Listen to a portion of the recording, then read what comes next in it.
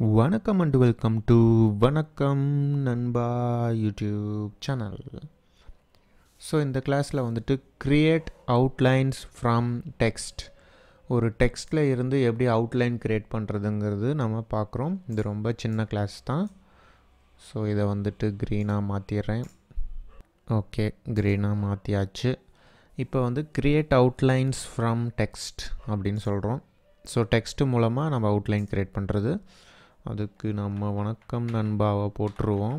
Okay, இதோட ஃபாண்ட்டை வந்து கொஞ்சம் மொத்தமாக மாற்றிடலாம், கொஞ்சம் பெருசாக பண்ணிடலாம், கலர் கொடுத்துடலாம். ஓகே, கிரியேட் அவுட்லைன் ஃப்ரம் டெக்ஸ்ட்டை போட்டாச்சு. இதுலேருந்து அவுட்லைனை க்ரியேட் பண்ணுறது தான் இந்த கிளாஸு. ஆனால் அது மட்டும் சொன்னால் ரொம்ப சிம்பிளாக இருக்கும். ஸோ அதனால் நான் இதிலே இன்னொன்று இன்க்ளூடு பண்ணுறேன். இன்னொரு விஷயத்தை நான் சொல்கிறேன். என்ன அந்த விஷயம்னா, ஆல்ரெடி நம்ம சொன்னது தான், பட் அது வந்துட்டு செப்பரேட்டாக எதுவும் சொல்லலை. இப்போ நம்ம இதுக்கு ஒரு ஸ்ட்ரோக் வைக்கிறோன்னு வச்சுக்கோங்களேன். அவுட்லைன்னா நம்மளுக்கு என்ன ஸ்ட்ரோக்கு தானே. ஸோ நான் இப்போ போய் ஸ்ட்ரோக் வைக்கிறேன். ஸோ இந்த பிளாக் கலரை ஸ்ட்ரோக்காக வைக்கிறேன். ஸோ இந்த மாதிரி வருது. இப்போ வந்துட்டு இந்த ஸ்ட்ரோக்கோட வேல்யூஸ் வந்துட்டு இங்கே இன்க்ரீஸ் பண்ணலாம். ஸோ இப்போ நான் ஜூம் பண்ணி காட்டுறேன். ஸோ இங்கே பாருங்களேன் எந்த மாதிரி வந்திருக்குன்ட்டு. ஸோ அது வந்து இதோட எண்டிங் ஷார்ப்னஸ் வந்துட்டு இன்க்ரீஸ் பண்ணிடுச்சு. ஸோ நான் இதை கம்மி பண்ணும்போது கரெக்டாக இருக்கும். ஸோ இதை அதிகம் பண்ணும்போது இது வெளியே போகுது. சரிங்களா? ஸோ இப்போ நான் ஸ்ட்ரோக் போனேன்னு வச்சுக்கோங்களேன். இங்கே பாருங்கள், கேப்பு, கார்னரு, அலைன் ஸ்ட்ரோக்னு இருக்குது. ஸோ இது வந்துட்டு இது வந்து மேலே இருக்கணுமா இல்லை வந்து உள்ளே இருக்கணுமா அப்படிங்கிறத நம்ம செலக்ட் பண்ணும்போது, இதோட சென்டர் பாயிண்ட் இதுனா இதுக்கு மேலே இந்த ஸ்ட்ரோக் வரணுமா இல்லை உள்ளே வரணுமா இல்லை சென்டரில் வரணுமாங்கிறது தான் இதோட பாயிண்ட்டு. ஆனால் நம்மளுக்கு வராது. இது வேணால் வரும் ரவுண்டாக, இந்த மாதிரி ஸ்மூத்தாக ரவுண்டாக வரணும், இந்த மாதிரி ஃப்ளாட்டாக வரணும். அதுக்கப்புறம் கேப்பு, இதுவும் வந்துட்டு உள்ளே நடக்கிறது அது தெரியாது. ஸோ இது ஓகே. ஆனால் இந்த மூணு வந்துட்டு நம்மளால் பண்ணவே முடியாது. கிளிக் பண்ணால் வராது. ஏன்னா அந்த லேயர்ஸ் வந்துட்டு ஒரே லேயராக இருக்குது, லேயருக்கு மேலே லேயர் கிடையாது. அப்படிங்கும் போது அது எப்படி உங்களுக்கு எக்ஸ்பிளைன் பண்ணுறதுன்னு தெரில. ஸோ அதனால் நான் வந்துட்டு இதை நான் ஆஃப் பண்ணிடுறேன். ஸோ அது எங்கே பண்ணால் அது கரெக்டாக பண்ண முடியும், அந்த ஆப்ஷனை வந்துட்டு எங்கே பண்ணால் கரெக்டாக பண்ண முடியும்னு பார்த்தீங்கன்னா அப்பியரன்ஸில் தான் பண்ண முடியும். இந்த அப்பியரன்ஸை நான் கொண்டு வந்து இங்கே வச்சுக்கிறேன். இப்போ இந்த அப்பியரன்ஸில் பார்த்தீங்கன்னா கொஞ்சம் இதை நான் பேக் வந்துக்கிறேன். இப்போ நான் இதை செலக்ட் பண்ணதுக்கப்புறம் இந்த இடத்துல பார்த்தீங்கன்னா இது மேலே மவுஸை வச்சிங்கன்னா ஆட் நியூ ஸ்ட்ரோக்னு இருக்கும். அந்த ஆட் நியூ ஸ்ட்ரோக்கு கிளிக் பண்ணிங்கன்னா உங்களுக்கு எதுவுமே நடக்காது. இங்கே பாருங்கள், எத்தனை தடவை நான் கிளிக் பண்ணாலும் நடக்கவே நடக்காது. ஏன்னா அங்கே லாஜிக்கே வரல. ஏன்னா இங்கே வந்துட்டு இது ஒரு டெக்ஸ்ட்டு தான், கேரக்டர் தான். அந்த டைப் மேலே உங்களுக்கு வந்து ஃபில் வரணும். ஃபில்லுனா என்ன, இதுக்குள்ளார கலர் ஃபில் ஆகணும். ஸோ அந்த ஃபில்லு வந்துச்சுன்னா தான் அந்த ஃபில்லுக்கு மேலே இந்த ஸ்ட்ரோக் இருக்கணுமா இல்லை அந்த ஃபில்லுக்கு கீழே ஸ்ட்ரோக் இருக்கணுமான்னு நம்மளுக்கு முடிவு பண்ண முடியும். அதனால தான் நம்மளுக்கு இந்த இடத்துல நம்ம ஸ்ட்ரோக் போடும் போது இங்கே முன்னாடி வரணுமா பின்னாடி வரணுமாங்கிற ஆப்ஷன் நம்மளுக்கு கொடுக்கல. ஏன்னா இங்கே பார்த்தீங்கன்னா அப்பியரன்ஸில் தெரியும், வெறும் கேரக்டருக்கு மேலே ஸ்ட்ரைட்டாக நம்ம ஸ்ட்ரோக் அப்ளை பண்ணியிருக்கோம். அப்படி இந்த அப்பியரன்ஸே எடுத்துக்காது. ஸோ இதில் ஒரு லாஜிக்கல் மிஸ்ஸிங் ஆகுது. அந்த லாஜிக்கை வந்துட்டு சொல்லணுங்கிறதுக்கு தான் நான் இந்த அவுட்லைன் கிளாஸில் நான் செப்பரேட்டாக இதை சொல்கிறேன். ஸோ இப்போ வரைக்கும் நான் சொன்னது உங்களுக்கு புரிஞ்சிருக்குமான்னு எனக்கு தெரில. ஆனால் நான் இப்போ பண்ணும் போது உங்களுக்கு புரிஞ்சிடும். என்னென்னா இப்போ ஃபஸ்ட் ஆப்ஷன் தான் ஸ்ட்ரோக்கு, செகண்ட் ஆப்ஷன் வந்து ஆட் நியூ ஃபில்லு. இப்போ நான் ஃபில்லு கொடுத்தேன்னு வச்சுக்கோங்களேன், எனக்கு ஆட்டோமேட்டிக்காக ஸ்ட்ரோக்கும் சேர்ந்து வந்துருச்சு பாருங்கள். இப்போ இந்த ஃபில்லில் கொண்டு போயிட்டு அந்த கலரை நான் செலக்ட் பண்ணிடுறேன். ஆனால் ஸ்ட்ரோக்கு இங்கே பார்த்தீங்கன்னா இப்போ நான் கொடுத்துக்கலாம். இப்போ நான் ஸ்ட்ரோக்கு நான் பிளாக் கொடுக்குறேன். ஆனால் இப்போ இந்த ஸ்ட்ரோக் பிளாக் கொடுத்துட்டனால இப்போ எனக்கு அப்பியரன்ஸில் பார்த்தீங்கன்னா ஃபில்லும் இருக்குது, ஸ்ட்ரோக்கும் இருக்குது. இந்த ஸ்ட்ரோக்குள்ளே நான் போனேன்னு வச்சுக்கோங்களேன், இப்போ இங்கே பார்த்தீங்கன்னா இது எனக்கு டிசேபிளாக இருக்குது. ஸோ இப்போ இந்த ஆப்ஷனுக்கோசரம் தானே நம்ம இது இங்கே பண்ணணும், அப்புறம் ஏன் இப்போ அங்கே வரல அப்படின்னு நீங்கள் கேட்பீங்க. அதை நம்ம ஸ்ட்ரைட்டாகவே பண்ணிடலாம். எப்படி ஸ்ட்ரைட்டாக பண்ணுறதுனா, ஸோ இப்போது இதுக்கு மேலே இருக்குது, அதாவது ஃபில்லுக்கு மேலே தான் இந்த ஸ்ட்ரோக் இருக்குது. நம்ம என்ன ஆசைப்பட்டோம், இதுக்குள்ளார ஃபில்லுக்கு கீழே இருக்கணும் இல்லை சென்டரில் இருக்கணும் அப்படிங்கிறது தான் நம்ம வந்துட்டு ஆசைப்பட்டது. ஸோ இது அவுட் சைடு, இது வந்து இன்சைடு. இப்போது இன்சைடுங்கும் போது நம்மளுக்கு 2 ஸ்ட்ரோக் வேணும். மேலே ஒரு ஸ்ட்ரோக்கு, அதுக்கு இந்தாண்ட ஒரு ஸ்ட்ரோக்கு, நடுவில் போட்டால் தான் இன்சைடு. நம்மளுக்கு இப்போ ஒரே ஒரு ஸ்ட்ரோக்கு தான் ஆகுது. அப்போ நான் இன்னொரு ஸ்ட்ரோக் நான் போட்டுக்கிறேன். அப்போ தான் நான் உங்களுக்கு 3 எக்ஸ்பிளைன் பண்ணுறதுக்கு நல்லாயிருக்கும். இப்போ நான் ஃபில்லு போடணுன்னு அவசியம் இல்லை. ஏன்னா எனக்கு ஆல்ரெடி ஃபில் இருக்குது. ஒரு தடவை நம்ம பேஸ்மெண்ட்டில் ஒரு ஃபில்லு பேஸ்மெண்ட்டு கரெக்டாக இருந்தால் போதும் பில்டிங் ஸ்ட்ராங்காக இருக்குங்கிற மாதிரி ஃபில்லை கரெக்டாக நம்ம போட்டுட்டோம்னா ஒரு ஃபில்லை அப்பியரன்ஸில் போயிட்டு ப்ராப்பராக அதுக்கு மேலே நம்ம எத்தனை வேணாலும் ஸ்ட்ரோக் போட்டுக்கலாம். இப்போ நான் கிளிக் பண்ணுறேன், ஸ்ட்ரோக் வரும் பாருங்கள். பார்த்தீங்களா, ஸ்ட்ரோக்கு மேலே இன்னொரு ஸ்ட்ரோக் வந்துருச்சு. இந்த ஸ்ட்ரோக்குக்கு நான் அதே கலர் ஸ்ட்ரோக்கு தான் வைக்கணும்னு அவசியம் இல்லை. இதுக்கு நான் மஞ்சள் கலர் கொடுக்குறேன். மஞ்சள் கலர் கொடுத்து எங்கப்பா பிளாக் கலர் போயிடுச்சுன்னா, இது ரெண்டும் சேம் சைஸு. இதுவும் ஒரு சைஸு, இதுவும் ஒரே சைஸு. ஆல்ரெடி ஒரு கிளாஸில் சொல்லி கொடுத்துருக்கேன். அந்த சைஸுக்கு மேலே அதே சைஸில் இந்த கருப்புக்கு மேலே தான் மஞ்சள் இருக்குது. இப்போ நான் இந்த இதை நான் அப்படியே இழுத்துட்டு வந்தேன்னு வச்சுக்கோங்களேன். இதை நான் இழுத்துட்டு வந்து கீழே வச்சேன்னு வச்சுக்கோங்களேன். இப்போ பாருங்கள், எனக்கு பிளாக்கும் அதே சைஸ் தான். எனக்கு இது தெரியாது. ஸோ இப்போ பிளாக்குக்கு கீழே கொண்டு வந்துட்டேன். ஸோ இப்போ நான் இதை வந்து 2 சைஸாக மாற்றுறேன். இப்போ பார்த்தீங்கன்னா ஜூம் பண்ணி காட்டுறேன் பாருங்களேன். இப்போ பாருங்களேன், மேலே வந்து 1 சைஸில் பிளாக் இருக்குது மேலே, அதுக்கு பின்னாடி 2 சைஸில் இருக்குது. அதாவது இதுலேருந்து இது வரைக்கும் ஃபுல்லாகவே இருக்குது. பட் நம்மளுக்கு நடுவில் வந்துட்டு அதுக்கு மேலே வந்துட்டு ஒரு பாயிண்டில் நம்மளுக்கு பிளாக் இருக்குது. ஸோ இந்த மாதிரி நம்மளுக்கு தெரியுது. ஸோ இதுதான். இப்போது இதில் நான் என்ன சொல்ல வந்தேன்னா, ஃபில்லுக்கு பின்னாடி போட முடியுமாங்கிறத நம்ம கேள்வி. இப்போ பாருங்களேன், இதை நான் இழுத்துட்டு வந்து ஃபில்லுக்கு கீழே கூட நான் போடலாம். ஃபில்லுக்கு கீழே போட்டேன்னா என்ன ஆகுனா, இங்கே பாருங்கள், உள்ளே இருக்கிற சைடில் இந்த எல்லோ மறைஞ்சிருச்சு. இப்போ முன்னே எப்படி இருந்துச்சுன்னா பாருங்கள், உள்ளேயும் மஞ்சள் கலர் இருந்துச்சு. ஏன்னா இந்த ஃபில்லு பின்னாடி இருக்குது.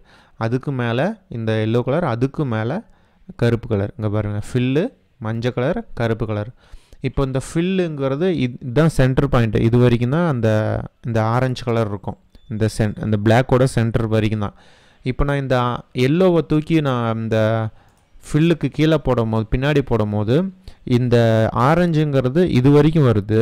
அப்போது இதுக்கு பின்னாடி போயிடுச்சுன்னா இந்த உள்ளே இருக்கிற சைடு தெரியாது, வெளியே இருக்கிற சைடு வேணால் தெரியும். ஸோ அதுதான் நாங்கள் தூக்கி போடும்போது இங்கே நடக்குது. ஸோ இங்கே பார்த்தீங்கன்னா உள்ளே இருக்கிற சைடு தெரில, பின்னாடி இருக்கிற சைடு மட்டும் தெரியுது. ஸோ இந்த மாதிரி லுக்கை நீங்கள் கொண்டு வரணுன்னா நீங்கள் இந்த அப்பியரன்ஸில் பண்ணிங்கன்னா தான் உங்களுக்கு முடியும். ஸோ இதே நீங்கள் என்ன பெருசு பண்ணலாம், பெருசு பண்ணிவிட்டு அதை வந்துட்டு கருப்பை வந்துட்டு 1ல் இருக்கா 0.5ன்னு கொடுத்தீங்கன்னா உங்களுக்கு இன்னும் சின்னதாக வரும். சின்னதாக வந்துருச்சு. இது வந்து இப்போ 3ங்கிறது ரொம்ப அதிகமாக இருக்குன்னா 2 கொடுத்துக்கலாம்.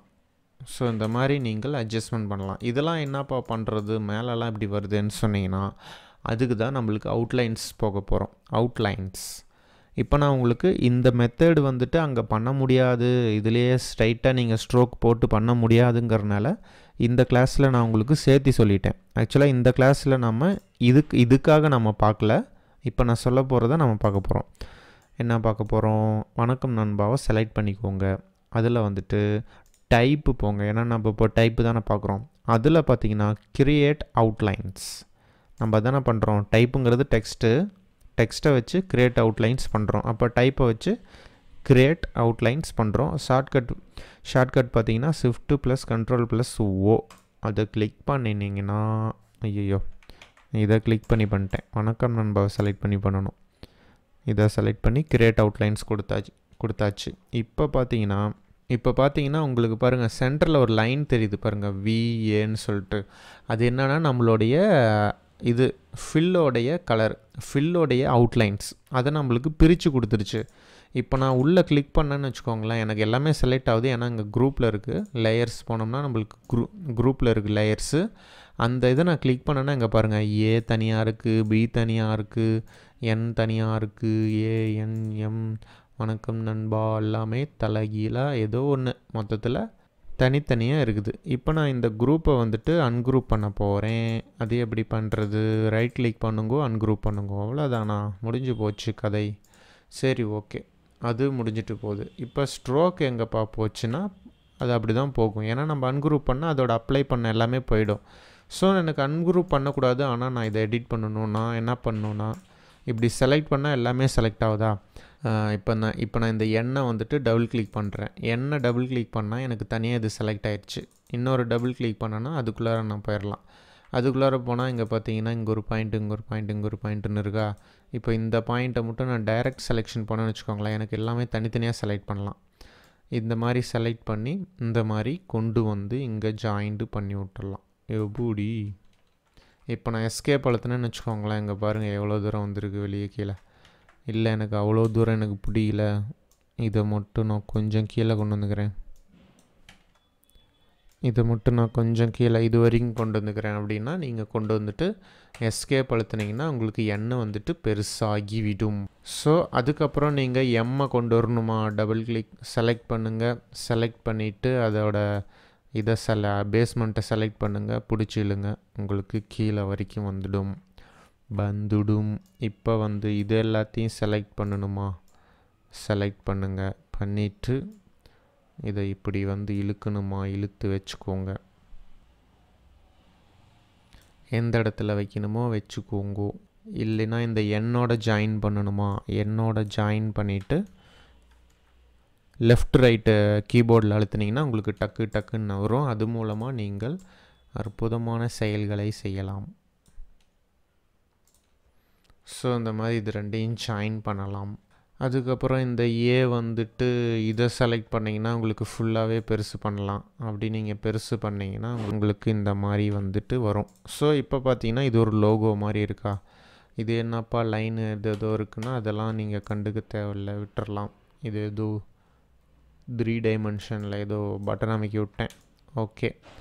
ஸோ இந்த மாதிரி வணக்கம் நண்பாஸ், இந்த மாதிரி வணக்கம் நண்பான்னு நீங்கள் வந்துட்டு லோகோ டிசைன் பண்ணுறதா இருந்துச்சுன்னா, இல்லை இதை பிடிச்சி இதில் ஜாயின் பண்ணுறது, இதை பிடிச்சி இதில் ஜாயின் பண்ணுறது, அப்படி இல்லை ஒரு வேளை இதை வந்துட்டு ஒரு பென்சில் மாதிரி இதை நான் பண்ண போகிறேன், இந்த மேலே இருக்கிற கீழே இருக்கிறத மட்டும் தூக்கி விட்டுட்டு இதை ஒரு பென்சில் டிப்பு மாதிரி நான் மாற்றணும் அப்படின்னா கூட இதை வச்சுட்டு இந்த பென் டூலை வச்சு நீங்கள் இங்கே ஒரு கிளிக் பண்ணிங்கன்னா இங்கே ஒரு கிளிக்கு பண்ணினீங்கன்னா மேலே ஒரு கிளிக்கு பண்ணினீங்கன்னா உங்களுக்கு பாயிண்ட்டு க்ரியேட் ஆயிரும். அதுக்கப்புறமேட்டுக்கு இதில் மைனஸை வச்சு இதை போய் கிளிக் பண்ணி விட்டுட்டு இதையும் ஒரு கிளிக் பண்ணி விட்டுட்டு இதை வந்து மேலே இருக்கிற பாயிண்ட்டை மட்டும் செலக்ட் பண்ணிட்டு கார்னரை கிளிக் பண்ணிங்கன்னா உங்களுக்கு மெழுகுவர்த்தி மாதிரி ஆயிரும். கீழே இருக்கிறதையும் கார்னர் பண்ணி விட்டிங்கன்னா தான் உங்களுக்கு பென்சில் மாதிரி கிடைக்கும். பென்சில் கிடைத்து விட்டது, பென்சில். ஸோ இங்கே வந்துட்டு ஒரு பிளாக் கலர் பாயிண்ட்ஸ் போடுவோம் அப்படின்னு ஆசைப்பட்டீங்கன்னா இங்கே ஒன்று இப்படி போட்டு விட்டுட்டு கார்னர் பாயிண்ட்டாக மாற்றி விடுங்கோ. நான் சிம்பிளாக பண்ணிகிட்டு இருக்கேன். ஸோ இதே மாதிரி தான் நீங்களும் பண்ணணும்னு அவசியம் இல்லை. நான் இதை பிளாக் ஆக்கிறதுக்கோசரம் நான் அப்படி பண்ணிகிட்ருக்கேன். பிளாக்.